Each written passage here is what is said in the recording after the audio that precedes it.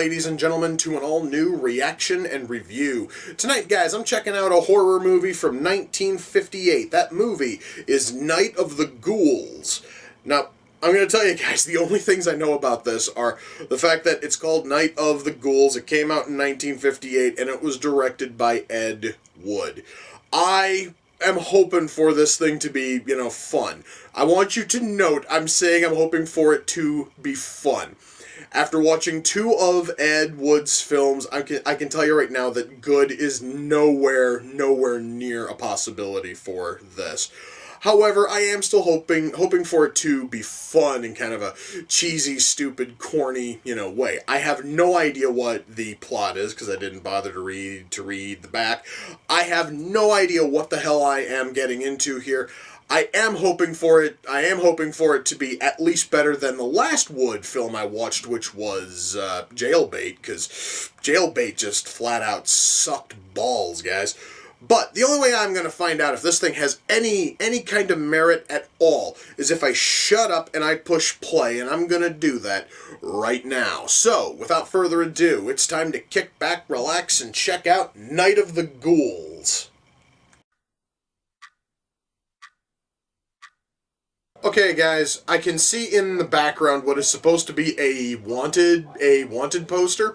I'm really happy with the fact that the picture on the wanted poster is just the headshot of Ed fucking Wood. The problem is that the poster is just his headshot tacked onto the wall. And then above that is a strip of tape, and they just wrote "wanted" on the strip of tape. It is the cheapest wanted poster you could ever see, but it actually is far more interesting than anything else going on in this fucking scene.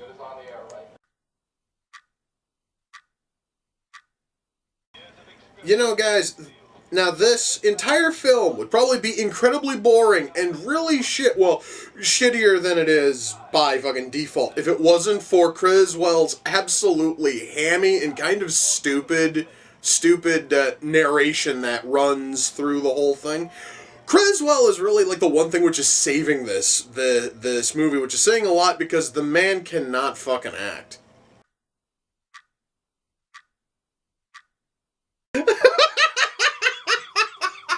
Alright, guys, you know what? This movie is getting incredibly stupid, but the obvious bed fucking sheet ghost I'm seeing right now and the spectral floating fucking trumpet are probably the funniest goddamn things I have ever fucking seen. Oh, and now we've got was that a spectral floating tea cup too? God damn, man. This scene is just getting stupider and stupider, yet I kind of sort of like it.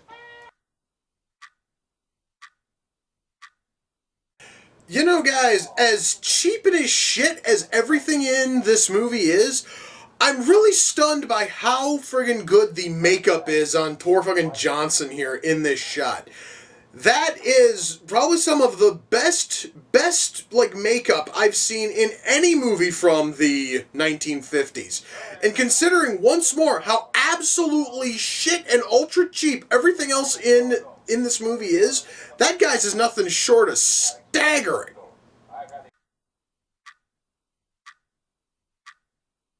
Well, guys, that was Night of the Ghouls. Let's shut that off. Wow.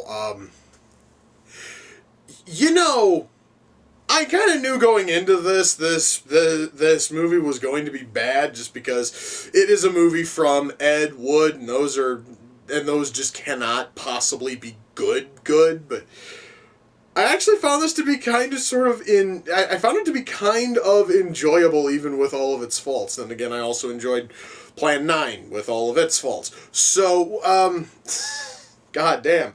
Well, that there kind of sort of shows my hand a little early, doesn't it? I kind of sort of enjoyed this, but now I have to try to explain how and why, and that there is sort of where the difficulty is going to seep in, because it's very difficult to honestly explain why a person likes the works of people such as Ed Wood. The easiest way to sum it up is they are just so absolutely terrible that you just find them funny, and that's kind of sort of the case here. I really should try to talk about the movie itself, though. Let's talk about the writing. Why don't we touch on this Shakespearean epic of a story? Yeah, the writing here is rather, poor. Our story makes almost no sense at all. We have our villain, who is a fake medium by the name of Dr. Acula.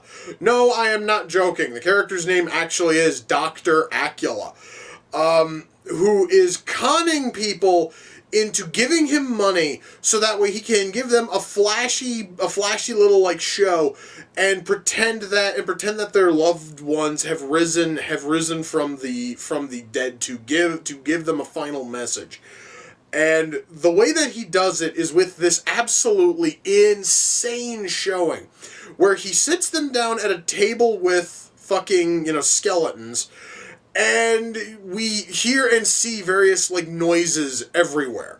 Like we have the floating like trumpet that like blares off, and we have the guy with a bed sheet draped over him, just basically walking around like this as a slide whistle is hitting. At one point during his show, a black guy is just sitting there, and he kind of sort of looks like a horse that's trying to chomp on gum, and he apparently is trying to say this like lengthy speech, which is being said in this bizarro tone that you can barely understand what the hell is being said, which actually makes the whole thing even fucking funnier. It's like, guys, that whole bit where he is trying to raise this old fucking woman's husband so that way her husband can tell her that it's fine for her to remarry. That whole bit is probably the funniest scene in the entire movie. The part that makes it stunning, and I think actually kind of makes it even funnier because of this, is because the whole thing was supposed to be taken seriously. You actually were supposed to look at all of this, and you were supposed to look at the trumpet that was dangling on string, and the teacup that was dangling on string, and the fucking bedsheet ghost, and you were supposed to take that seriously. I really think that is what makes these movies so much fun, is that Wood attempted to make serious films. Well, not serious films, but I mean, he kind of wanted you to take the story and the settings somewhat, serious. And you can't when you are, and you really can't when you sit there and you really look at it. Now, beyond the whole thing involving Acula and his little like con job, our hero is a cop who in his spare time works for the police as a ghost hunter. I am not making that up. That actually was said in the fucking narration, that he is not only a cop, but he is also a police ghost hunter, which just comes like right out of nowhere. And it really doesn't serve any purpose here because there are no real ghosts until technically the very end, and our ghost hunting cop never sees them. It's like, guys, this whole thing is just absolutely insane. And what very little plot is here is rather fucking stupid. And that honestly is sort of what makes the whole thing funny. So guys, I am going to tell you this in terms of writing. As a fucking horror movie, this thing fails miserably. As a fucking comedy, it is absolutely hilarious. I loved it just in terms of writing.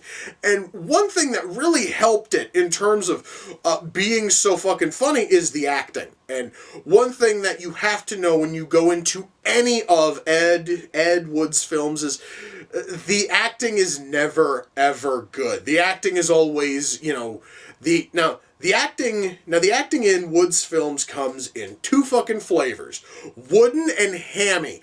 And when you have some people who are not even putting in the effort, and other people are just playing it up, it really does make a scene funny. And this right here, guys, is like one of the few instances where you actually can mix wooden acting and hammy acting and make it totally work, and it makes everything just a little bit funnier.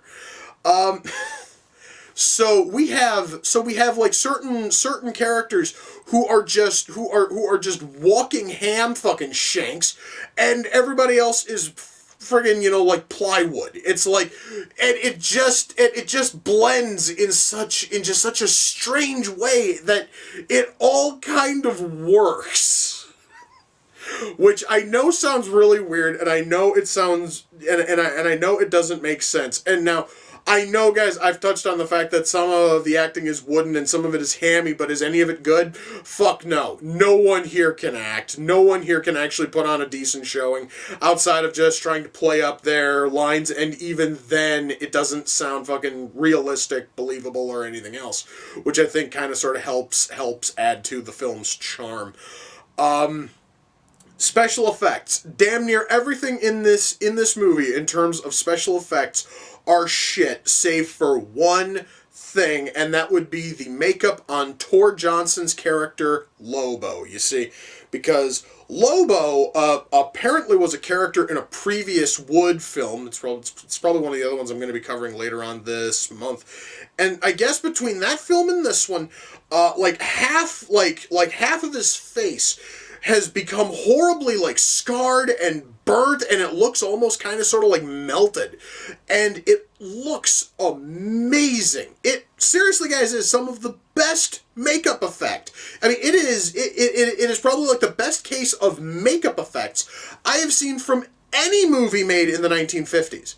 Any film from the 50s, or shit, even the 60s that I've seen, are not as good as that one bit of makeup in a fucking Ed Wood movie. Everything else here is cheap and shit and worthless, and then suddenly Lobo comes stumbling onto camera, and you just see like half of his face is just completely melted, and it looks amazing. Guys, I am still stunned by how good the makeup looked. I mean, and that guy's is especially since, as I stated, everything else here is just your typical Ed Wood bad. It's like everything else here is just so cheap and so shitty, and almost every single room is just made of curtains. It's like it basically is just curtains covering fucking bare goddamn walls, and it's like we have nothing else here that has any freaking level of, quality to it, except for this one bit of makeup. It really just floors me. And really, you guys should check out this movie, if for no other reason than to see how well that makeup fucking looks. My God. Anyway, on top of special effects, was there anything else worth mentioning in terms of special effects? No, because almost everything else is just shit that is floating on fucking strings, and it looks really bad at that. I could easily talk about how nobody here knows how to handle a fucking gun.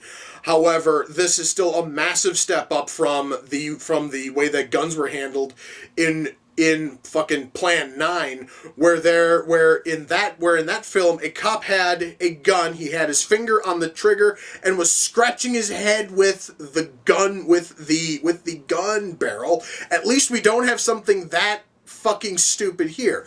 Instead, we have people who are trying to shoot with the gun shaking like, this. We have people who are shooting someone here by pointing the fucking gun this way.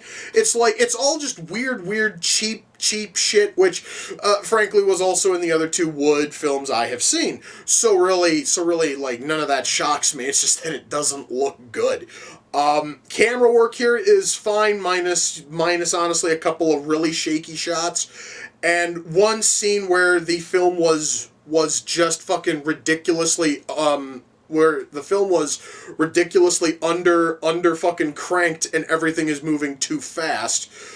Beyond those things though, the shaky cam and the one undercranked scene, everything else is fine in terms of camera work, and everything else here is really competent. Lighting here is really good, minus the two times the two times I noticed that you actually could see the stage lights in fucking frame. The sound mix here is really good, except for at the very end, when as Dr. Acula is trying to run, he is greeted by a bunch of zombies, one of which is Criswell, and for some reason there is this really, really echoey effect on his voice, Criswell's voice, and it sounds terrible, especially when compared to everything else in the film. It sounded really cheap and it sounded really shit. However, beyond that, guys, the sound mix here is great. Ultimately, am I able to recommend Night of the Ghouls? Only if you liked Plan 9 from outer space. If you really thought that thing was funny, this thing here is almost as funny, and in certain scenes it's even funnier. This thing, guys, this thing is in no way good. However, if you are a fan of bad fucking movies, then this thing is going to have you fucking rolling. It is just amazingly bad. However, not only is it, just awesomely bad, it also is incredibly charming, and I actually found myself kind of fucking sort of liking it. So I honestly am able to recommend it as long as you're a fan of B movies. And if you're not a fan of B movies, then best bet is to not, bother with it. Anyway, guys, with that, we come to the close of another reaction and review. Until next time, ladies and gentlemen, take care, and I will see you all in the near future. Peace.